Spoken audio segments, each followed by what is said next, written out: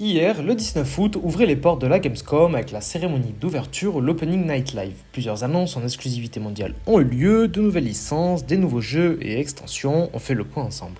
Petit disclaimer avant de commencer, on va s'attarder ici essentiellement sur les futures grosses productions, sinon la vidéo durerait trop longtemps. On commence par l'une des annonces stars de la soirée, le One More Thing en la personne de Black Myth Zhong Kui. Après avoir plongé dans la mythologie du roi des singes, nous voilà au cœur d'une autre légende de la culture chinoise, Zhong Kui, un exorciste talentueux, réputé pour chasser les fantômes et les démons.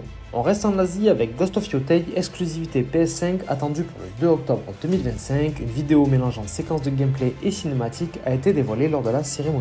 Dans le même thème, Onimusha Way of the Sword nous permettra d'incarner le samouraï le plus connu de tous les temps, Miyamoto Musashi, dans un tuto sinistre et sanglant, toujours attendu pour 2026. Place désormais à la première world premiere de la soirée, il s'agit de Lord of the Fallen 2, se déroulant 100 ans après les événements du premier épisode. L'action RPG Dark Fantasy se dévoile dans un trailer sombre et est annoncée pour 2026. Ninja Gaiden 4 a également bénéficié d'une courte vidéo de gameplay, sa sortie est prévue pour octobre 2025. Du côté des survival horror, on a eu droit à Resident Evil Requiem, Silent Hill F attendu pour la rentrée 2025 et une nouvelle licence nommée Project Spectrum qui ne bénéficie lui d'aucune date. Et on termine avec les extensions de la cérémonie, parmi elles World of Warcraft Midnight dans une magnifique bande-annonce, Indiana Jones et le Cercle Ancien et Kingdom Come Deliverance 2 Legacy of the Forge. Une cérémonie d'ouverture qui semble avoir réussi son pari avec la présentation de jeux divers et variés.